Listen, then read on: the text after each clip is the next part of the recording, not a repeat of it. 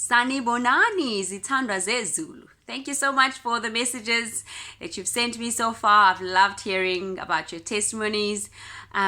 It's great. Actually, when the devil thinks, he's got us where he wants us, and then we come in and we're like, actually, I have a testimony about what Jesus is doing in my life. He's like, oh, so Jesus still works in your life. So let's keep doing this and let's keep proclaiming that God's work is alive. Jesus' work is alive in our hearts, and he's still doing the things, and he's going to continue doing the things. So this week I've been feeling a little bit low, and I thought I'd wait until I'm feeling a bit upbeat before I make another video, but then I thought that defeats the whole purpose of this, what we're trying to do. We want to actually keep going even when it's tough, even when it's hard, even when we don't feel like it, but we actually want to keep trusting and keep looking to Jesus and finding our strength from him, taking one bite sizes of the truth of the Holy Spirit, and getting our sustenance from that. So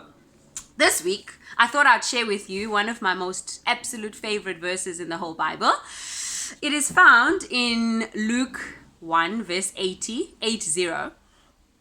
and it reads, "And the child grew, and he became strong in spirit, and he lived in the wilderness until he appeared publicly to Israel." Now, I don't know if you noticed that there's something very dodgy happening here. There's a whole child growing in the wilderness, okay? I wouldn't put my child, I wouldn't put my child in the wilderness if I wanted them to grow and thrive. But here is John finding himself in the wilderness, and it seems like this is the place where he stayed for the longest time until he was publicly appeared to Israel, where he could talk about the coming of Jesus, proclaim the coming of the Messiah. So, has God lost his mind? Was there no other better place that God could prepare John at? I mean, when I think of the wilderness, I think of just a barren place, a dry, hot, definitely unpleasant, lifeless. It's definitely not a place that is suitable for growth of anything, let alone a human being. And yet this is where we find John doing his most growing, and he's thriving. So what is happening here? I think the magic can be found in Luke 1 verse 15, just the last part of verse 15. It says, when it's talking about John, he will be filled with the Holy Spirit even before he is born. The Holy Spirit is the magic. The Holy Spirit that was found in John was active when he was in the wilderness. And that is why the wilderness could not overpower him, could not overwhelm him, because he carried inside him the one who created the wilderness.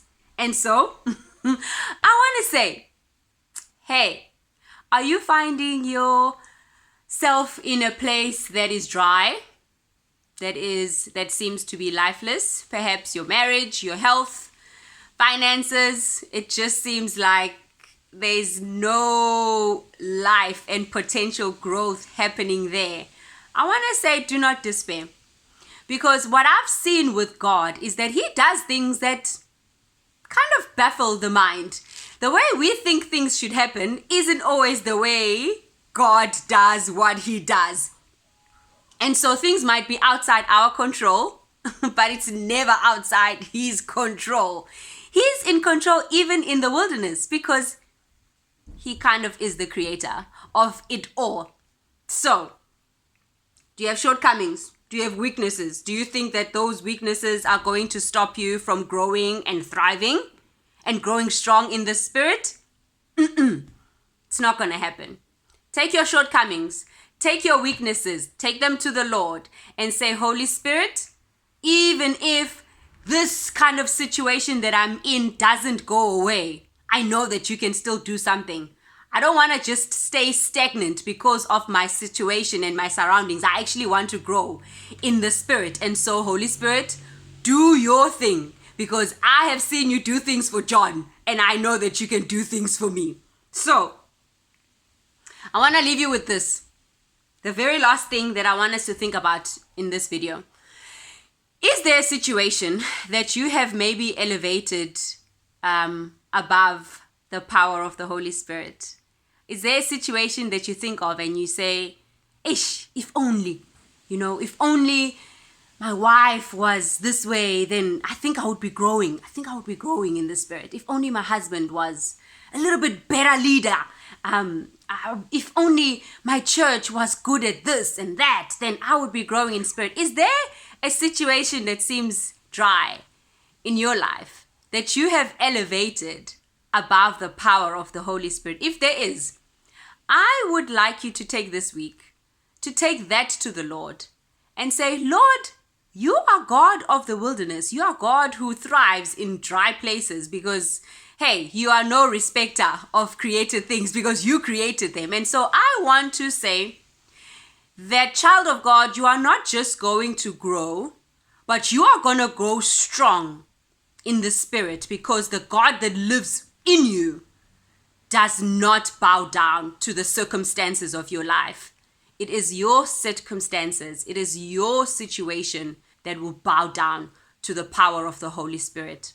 Let's invite him in and watch the Holy Spirit do things in us that no man can do.